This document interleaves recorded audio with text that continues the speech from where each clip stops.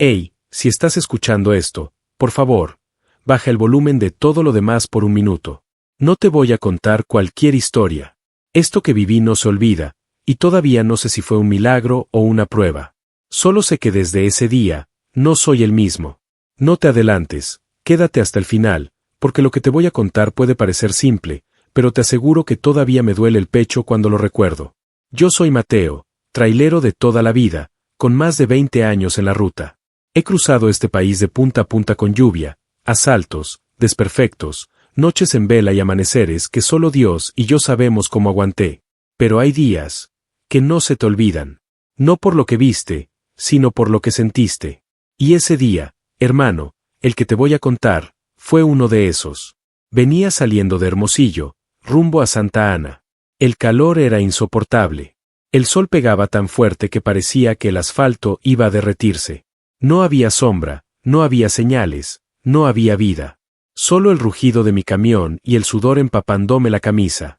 Iba pensando en detenerme en Magdalena para comprarme una coca bien fría, pero entonces la vi. Era una figura sola, plantada en medio de la nada. Rubia. Delgada, pero con ese tipo de cuerpo que se nota fuerte. Llevaba un short negro pegado y un top blanco que ya casi no tapaba nada de tanto sudor. Parada firme, con el pulgar levantado. A su lado, una mochila vieja, deformada por el tiempo. El cabello alborotado por el viento seco, pero lo que más me sacudió fueron sus ojos. No estaban buscando un aventón. Estaban buscando algo más. Frené sin pensarlo. No sé si fue instinto, pena o esa vocecita interna que a veces te habla y uno rara vez escucha, pero ese día la escuché. Subió sin decir palabra. Me miró, asintió, y cerró la puerta. Soltó un suspiro, pero no era alivio, era agotamiento. Como si llevara días caminando no con los pies, sino con el alma desgastada. Intentó hablar. Tenía un acento gringo marcado. Dijo que estaba viajando por México, pero su sonrisa era hueca, no le llegaba a los ojos. Asentí, no pregunté más. Lo entendí al instante. Hay silencios que uno debe respetar. Seguimos el viaje sin música, sin palabras, solo el motor llenando el aire. Ella miraba por la ventana, inmóvil, como si el desierto le hablara y ella escuchara. A veces me miraba de reojo, pero sin decir nada. Y yo no quería romper ese silencio que dolía más que cualquier conversación. Casi una hora después, cerca de Pesqueira, le ofrecí una botella de agua tibia que tenía ahí guardada. La agarró con ambas manos como si llevara siglos sin beber. Gracias, me dijo bajito. Una palabra tan simple, pero dicha con una voz que sonaba a algo roto. Le pregunté si quería que la dejara en algún pueblo. Negó con la cabeza. Donde tú vayas está bien. En ese momento, lo supe. No estaba llevando a una pasajera. Estaba cargando un alma herida. Le pregunté si estaba bien. No insistí, no la presioné. Solo esa voz suave que uno usa cuando no quiere asustar a alguien más quebrado que uno mismo. Tardó en responder. Y cuando lo hizo, no fue con lágrimas, ni con gritos. Fue con la mirada fija en el horizonte, como si no hablara conmigo, sino con el vacío que la acompañaba. Me dijo que su hermano había muerto hacía unos meses en un accidente de moto. Aquí, en México. Era lo único que tenía. Desde entonces, no había vuelto a casa. Vino desde California sola, con una mochila vieja y una foto en la billetera. Al principio quería encontrar el lugar exacto donde ocurrió, pero con el tiempo ya no sabía si buscaba eso, o solo quería perderse de todo. Ya no tengo a nadie esperándome, dijo. Y esas palabras, hermano, me pegaron en el pecho. Porque yo sí tengo a quien volver. Mi esposa, mi hija. No me imagino el camino sin ellas. Pero no todos tienen esa bendición. Y a veces el camino se convierte en casa, no porque uno lo elija, sino porque no queda otro lugar donde estar. El sol empezaba a caer, tiñendo el cielo de un naranja suave que parecía calmar todo. Ella seguía en silencio, mirando el paisaje como si esperara una señal. No revisaba el celular, no pedía parar, no preguntaba cuánto faltaba. Solo respiraba, despacio, como quien intenta que no se le rompa el corazón con cada exhalación. Entonces la vi. Estaba sosteniendo una cadenita con una cruz. Pequeña, de plata vieja, gastada. La frotaba con el pulgar, sin mirar. Le pregunté si era de su hermano. No respondió. Solo la apretó más fuerte. Quise decir algo, pero, ¿qué se le dice a alguien que ya perdió las palabras? Así que me quedé callado. A veces, estar presente sin invadir es el mayor acto de compasión que uno puede ofrecer. Pasamos por un paradero vacío. Frené un poco por si quería bajar. Me tocó el brazo y susurró, «Sigue». Su mano estaba helada. Y juro por lo más sagrado, en ese momento sentí que no éramos dos en esa cabina. Sentí que algo más, algo invisible, había subido con ella. Seguimos por esa carretera que parecía no terminar nunca, envueltos en una calma inquietante. Yo no quería hablar, y ella tampoco parecía necesitar palabras. Pero había algo en el ambiente, como si los kilómetros fueran arrancándole poco a poco la armadura invisible que traía puesta desde que la recogí. La noche empezó a caer sin aviso. El sol se hundió tras las montañas y el cielo se volvió un espejo de ceniza. Encendí las luces del camión y bajé la velocidad. Fue entonces cuando ella habló, por primera vez en serio, sin evasivas ni máscaras. Me iba a quitar la vida esta semana. Las palabras salieron secas, pero sin dramatismo. No lo dijo buscando compasión, ni como confesión.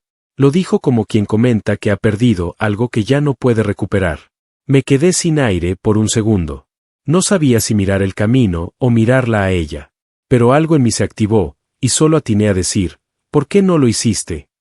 Ella sonrió, pero esa sonrisa estaba rota. Porque no tenía ni el valor para hacerlo bien.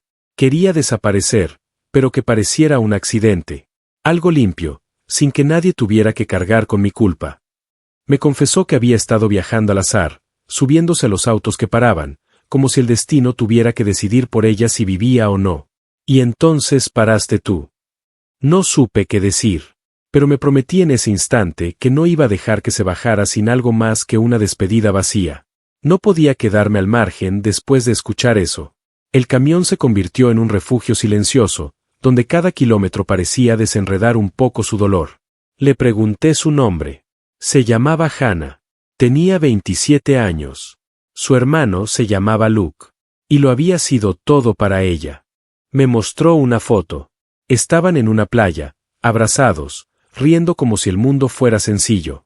Él era el fuerte, el que me protegía. Cuando murió, sentí que ya no tenía un lugar en el mundo. Me contó que su padre los había abandonado y su madre no estaba en condiciones de cuidarlos. Crecieron solos, cuidándose mutuamente, hasta que ese accidente en México les rompió todo. Luke había venido como voluntario con una organización ambiental. Murió en una carretera secundaria cuando el conductor de un tráiler se quedó dormido y se salió del carril. Yo odié a los traileros durante semanas. Y mira ahora. Me lo dijo con ironía, pero sin amargura.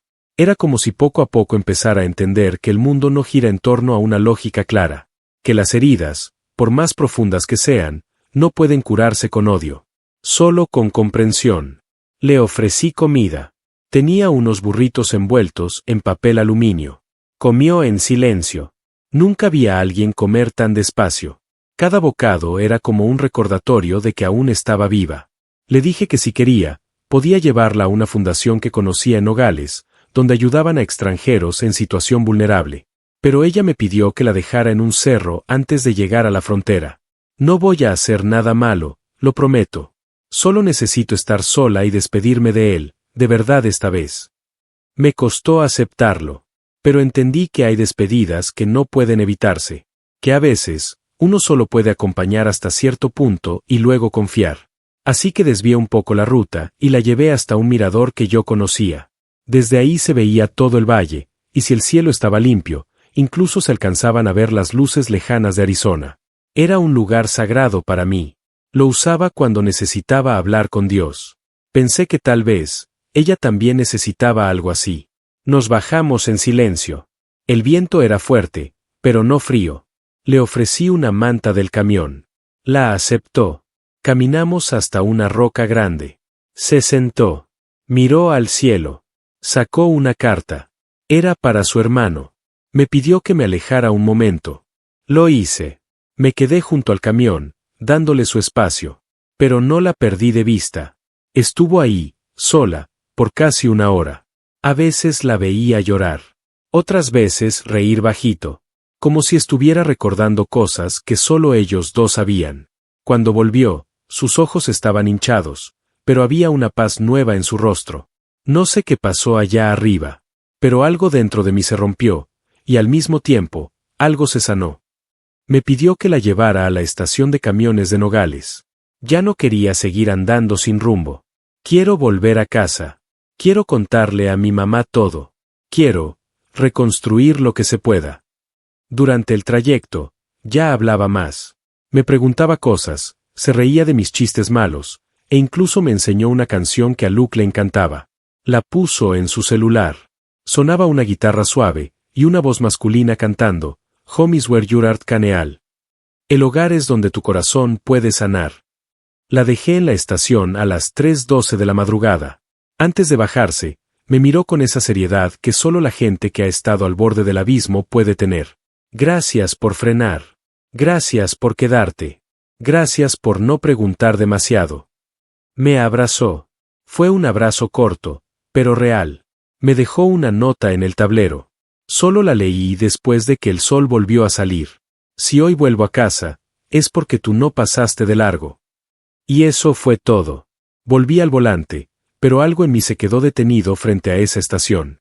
Durante años había conducido como si la carretera fuera solo un trayecto más. Pero esa madrugada, mientras el motor arrancaba y las luces se comían la oscuridad, entendí que no estaba manejando un simple camión, estaba guiando historias, almas, pedazos de vida que cruzaban mi ruta por alguna razón. Los kilómetros siguientes fueron silenciosos, pero no por falta de pensamientos. Llevaba su nota en el bolsillo, esa hoja doblada con letras temblorosas que decía más de lo que 1000 conversaciones podrían revelar. Me la quedé mirando un rato, como si esas palabras tuvieran peso. Porque lo tenían. Eran un recordatorio de que a veces, solo a veces, uno está en el lugar correcto sin siquiera saberlo. Pasaron los días. El trabajo siguió. Entregas en Chihuahua, recargas en Culiacán, rutas eternas bajo el sol. Pero algo había cambiado. Empecé a mirar a la gente diferente, a detenerme más, a hacer preguntas que antes evitaba. Y fue en una de esas rutas, 2 semanas después, que recibí un correo. Era de Hannah. No sé cómo consiguió mi contacto, pero ahí estaba, una foto adjunta. Ella, su madre, y una urna pequeña sobre una mesa de madera. Todos sonriendo. El mensaje decía: volví a casa. Me estoy reconstruyendo. Y él también está aquí conmigo. Gracias por prestarme tus ruedas para encontrarme. Le respondí. No mucho. Solo le dije que yo también me había reconstruido un poco. Que tal vez ella había sido más que una pasajera. Tal vez fue un espejo. Desde entonces, cada vez que alguien me hace señas en la carretera, freno. Porque ya no veo mochilas ni maletas. Veo historias. Y una vez que aprendes a leerlas, no podés dejar de hacerlo. Un día, rumbo a Mazatlán, me tocó otro encuentro. Una señora mayor, con un sombrero rosa desteñido y una maleta envuelta con cinta adhesiva. Parecía nerviosa. Subió temblando. Me ofreció una bolsa con galletas. Para el favor, dijo. Acepté, sonreí, y antes de que preguntara nada, le dije, donde usted necesite, ahí voy. La señora se relajó.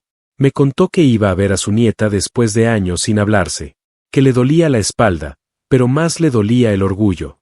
Y mientras hablaba, yo pensaba en Hannah, en cómo a veces no llevamos personas, sino reconciliaciones, perdones, finales que se vuelven comienzos. Al bajarse, la señora me dijo algo que me dejó sin palabras. Dios te puso aquí no solo para manejar, sino para detenerte. Y eso fue todo. Se bajó con dificultad, me agradeció con una reverencia, y desapareció entre la gente del paradero. A veces, cuando le cuento estas cosas a mi esposa, me dice que estoy volviéndome sensible. Yo le respondo que sí, y que por fin estoy orgulloso de eso. Porque los hombres no deberíamos tener miedo de sentir, de conmovernos, de detenernos. Hay quienes creen que ser fuerte es seguir de largo, no mirar, no involucrarse. Pero yo aprendí que ser fuerte es justo lo contrario. Es frenar, escuchar, sostener aunque no sepas cómo. Porque si no lo haces tú, tal vez nadie más lo haga. Y si llegaste hasta aquí, si escuchaste todo esto, quiero que te lleves algo, todos tenemos la capacidad de cambiarle el rumbo a alguien. No hace falta tener respuestas.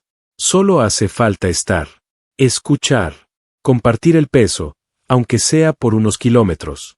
Un día, tú también vas a encontrarte con alguien en medio del camino. Puede que no tenga mochila. Puede que su sonrisa sea perfecta. Puede que su voz sea alegre. Pero si miras bien, si te detienes de verdad, vas a notar algo en sus ojos. Y ahí, justo ahí, vas a saber que ese encuentro no es casualidad. Y cuando eso pase, solo recuerda lo que te estoy diciendo ahora. A veces, frenar puede salvar una vida. Incluso la tuya. Gracias por no pasar de largo esta historia.